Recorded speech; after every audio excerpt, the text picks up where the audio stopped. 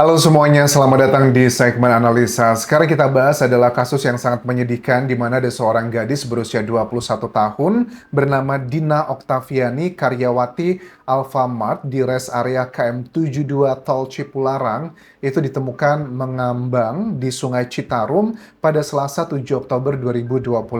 Saat ini sudah ada penangkapan terduga pelaku tersangka di sini bernama Herianto, usia 29 tahun yang merupakan atasan tempatnya bekerja sebagai kepala toko. Dan korban Dina ini adalah bertugasnya sebagai seorang kasir. Tapi jujur ada sesuatu hal yang aneh menurut aku. Apakah betulan bahwa Herianto ini adalah satu-satunya pelaku atau ada keterlibatan orang lain? Kenapa aku berpikiran seperti ini? Karena ada di bagian kronologi bahwa Herianto itu sempat dibantu oleh dua rekannya untuk membuang sesuatu hal ke sungai tersebut pada saat dia menyewa mobil dari lingkungan sekitarnya yang berada di Purwakarta, Jawa Barat karena itu adalah tempat tinggalnya. Oke, sebelum kita sampai ke sana, kita bahas kronologi dan juga motif apa yang sebenarnya terjadi pada kasus ini. Kalau aku simak keterangan dari Kasat Reskrim Polres Karawang AKP M. Nazal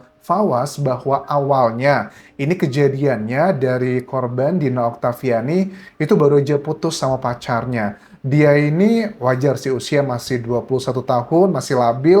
Dia ngerasa nggak bisa melupakan mantannya, nggak bisa move on gitu. Dia curhat nih ke kepala tokonya, ke atasannya. Dia tuh pengen ada orang pintar atau dukun berarti ya di sini ya. Minta rekomendasi, ada nggak sih kenalan gitu sama orang pintar untuk menghapus ingatanku tentang mantanku gitu. Nah, si Haryanto tuh merekomendasikan, ya saya punya gitu katanya di daerah Purwakarta juga, karena memang itu adalah tempat tinggal dari Haryanto sebagai tersangka di sini. Ya udah, akhirnya mereka janjian, singkat cerita, setelah pulang kerja di hari libur mereka. Nah, si korban ini, Dina, dari rumahnya menuju ke rumah pelaku Herianto di daerah Kampung Pasir Owa, Desa Wanawali, Kecamatan Ciptu ya, Kabupaten Purwakarta, Jawa Barat, itu menggunakan sepeda motor dan tibanya itu sekitar jam 5 sore di tanggal 5 Oktober 2025. Dan ditemukannya kan dia oleh warga mengambang di 7 Oktober. Artinya jaraknya 2 hari dari penemuannya. Nah, jam 5 sore tersebut, pada saat sampai di rumahnya, itu dia curhat tentang apa yang dipermasalahkan terkait dengan mantannya. Tujuannya pengen menghilangkan ingatan terkait dengan mantannya. Pada saat lagi curhat, dia tuh tiba-tiba dibegitukan teman-teman. Dibegitukan tuh artinya dia dipiting dan juga dibekap hingga nggak kehabisan nafas dan sudah tidak lagi berdaya. Ini versi dari tersangka ya, ada beberapa kejanggalan menurut aku. Dia bilang katanya setelah dia nggak berdaya, dia langsung dimasukkan ke dalam kardus dan kemudian dia itu buang ke jembatan merah di Kecamatan Jatiluhur.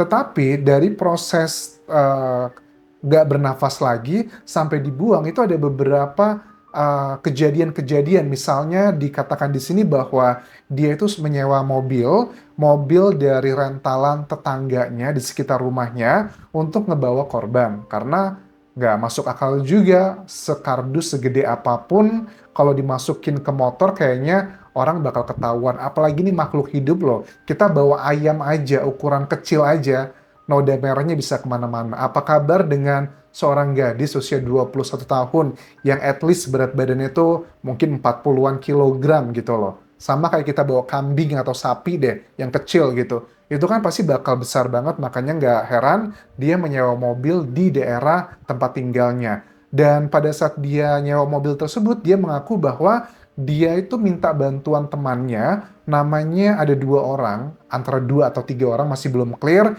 tapi yang disebutkan di sini adalah namanya Robi dan juga Otoy. Nah, Robi ini dugaannya adalah seorang sopir mobil pasir, truk, dan Otoy adalah temannya, dan Otoy ini yang dititipin motor, dugaannya adalah miliknya dari korban, dan alibinya katanya ini motor cabutan, dia punya uang 3,7 juta buat jaminan. Maksudnya seperti apa? Ini yang menurut aku adalah poin kejanggalan. Coba kita simak cuplikannya pada saat si tersangka itu ditangkap oleh penyidik dan awal-awal dimintai keterangan terkait dengan dua orang tersebut beneran mereka terlibat atau enggak di sini.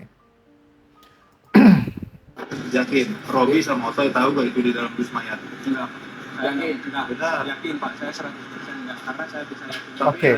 Robi dan Otoy beneran nggak tahu di dalam itu adalah, dalam kardus itu adalah mayat gitu. Dia bilang nggak, mereka nggak tahu sama sekali. Oke. Si Otoy itu ada kecurigaan. Bukan kecurigaan, lebih ketakut Pak. Karena kan saya alibinya itu sama takut kiriman dari orang lain. Terakhir ketemu sama si Robi Oke.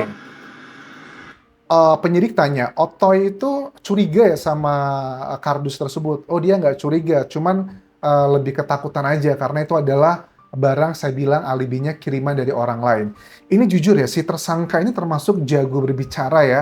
Bahkan dengan dia ditangkap seperti ini pun, lokasinya masih di luar, dia awalnya ngomong, saya yang tadi bohong Pak, ini yang benar tentang barang-barang yang disimpan karena ada sejumlah barang bukti yang diamankan dan juga sudah dicairkan. Ada barang buktinya itu 1 unit motor dan juga 1 unit mobil serta ada 2 handphone tersebut.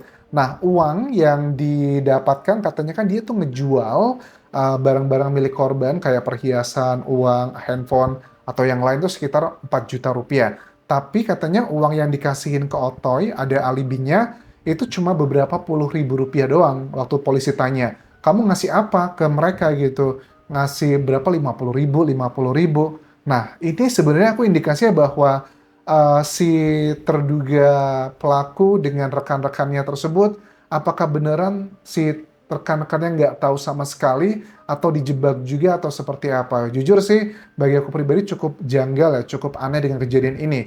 Ya, misalnya kalau rekan-rekannya tersebut adalah bawahannya sesama di Alfamart, kan ada relasi kuasa gitu ya. Wah, atasanku nih yang merintahin aku, udah lah nggak usah banyak tanya, laksanakan aja. Tetapi kan mereka ini bukanlah bawahan dari si tersangka. Mereka adalah teman-temannya aja. Namanya temen gitu ya. Mohon maaf nih dengan segala kecurigaan bahwa teman-temannya ini kan kita tuh kadang suka sama temen itu bisa, apalagi levelnya juga level yang secara sosial ekonomi nggak jauh berbeda gitu loh. Masa dia nurut-nurut aja begitu, nggak ditanya A, B, C, dan D. Jujur aku tidak yakin apakah Robi dan Otoy benar-benar tidak mengetahui bahwa yang di dalam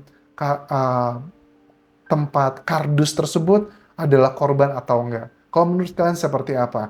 Nah, kemudian pasal yang dikenakan, kalau dari penyidik sih, pasalnya pasal 351 ya, tentang penganiayaan yang menyebabkan orang lain meninggal. Aku harap sih pasalnya bukan ini ya, karena nih si tersangka jago banget dalam memutar balikan fakta. Harusnya ini jatuhnya ke yang berencana gitu, karena ya ini kan sudah jelas tuh kan, sudah ada janjiannya, janjian mau ke tempat orang pintar, disuruh datang ke rumahnya, kemudian dilakukan eksekusinya. Kalau dia bilang ini adalah karena spontanitas, aku rasa ini terlalu naif ya kalau dikenakan pasalnya pasal 351. Harusnya 340 ya, yang berencana tersebut, karena hukumannya bisa maksimal, bisa seumur hidup, mati, atau bahkan ya minimal at least 20 tahun penjara. Kalau yang pasal 351 kan hitungannya masih berapa puluh, paling 15 tahun atau 10 tahun untuk yang pasal 351. Apalagi di Indonesia kan kalau untuk orang yang masuk penjara itu, kalau dia berkelakuan baik selama ditahan, itu biasanya akan menjalani hukuman hanya setengahnya doang. Karena ada banyak sekali remisi di Indonesia. Nah, terus dari statement-statementnya si tersangka ini salah satu hal juga yang ngebuat aku semakin aneh gitu. Ini salah satu cuplikan teman-teman pada saat ditanya sama penyidik dan juga masih memakai seragam Alfamart. Malam tadi Pak. Tadi malam. Yakin ada di rumah dia? Kalau sekarang nggak tahu Pak. Karena nggak ada parkiran. Tapi kalau siang biasanya dia nari kalau malam Pak. Narik apa? Ke bawah mobil. Nah, ini waktu penyidik nanya teman-teman, si Robi sekarang ada di rumah nggak? Wah, kalau sekarang saya nggak tahu, Pak. Bukan tentang apa yang dikatakan, tapi tentang cara mengatakannya. Ini kayak nggak ada rasa ketakutan gitu loh. Kan dia bilang di awal-awalnya cukup panjang ya videonya. Dia sempat ngomong begini, teman-teman, bahwa, iya Pak, ampun Pak, saya udah nggak mau berbohong lagi Pak, saya udah capek Pak. Ini aneh banget loh, padahal wajahnya aku lihat itu nggak babak belur. Karena kan banyak yang komentar di netizen, loh kok wajahnya masih mulus-mulus aja gitu. Nah intinya adalah aku melihat ada karakter orang yang menjurus ke bagian yang psikopat atau sosiopat. Apa artinya? Kedua terminologi tersebut perilakunya sama, teman-teman. Suka melakukan hal-hal yang berhubungan dengan kriminal seperti ini. Tetapi penyebabnya berbeda. Kalau psikopat itu karena bawaan dari lahir, ada bagian di area otaknya yang menghubungkan empati, itu terputus sarafnya. Tapi kalau sosiopat, penyebabnya adalah karena faktor lingkungan. Katanya terbiasa untuk mendapatkan atau menyelesaikan masalah dengan cara-cara kekerasan. Nah, motifnya dia ngomong ke penyidik bahwa saya tuh melakukan ini semua karena ekonomi, Pak. Tuntutan untuk ngebantu keluarga. Bohong banget menurut aku. Kalau dia beneran mau mendapatkan uang yang lebih fantastis, harusnya jangan dari seorang bawahannya yang notabene gajinya tuh lebih rendah dibandingkan seorang kepala toko karena kan korban bekerjanya sebagai seorang kasir. Kalau memang alasannya beneran ekonomi, dia akan mencari korban yang jauh lebih kaya raya. Kalau aku menduga ini teman-teman, ini dugaannya karena ada persetubuhan juga ya. Kalau aku menilai bahwa si tersangka ini sepertinya sudah menaksir sama korban itu sudah cukup lama. Dan aku nggak yakin dibegitukannya itu adalah, katanya kan kalau aku tangkap ini setelah korban sudah nggak bernafas lagi.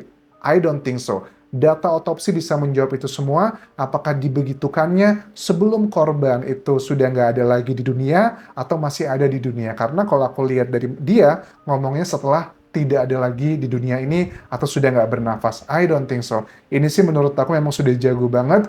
Mudah-mudahan penyidik bisa lebih hati-hati. Jangan percaya 100% apa yang dikatakan oleh Herianto yang berusia 29 tahun ini.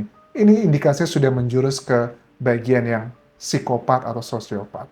Sampai jumpa lagi di video berikutnya. Tinggalkan like dan juga komen. Subscribe channel YouTube ini, follow Instagram, Facebook pageku, dan juga akun TikTok di Anjas Asmara. Sampai jumpa.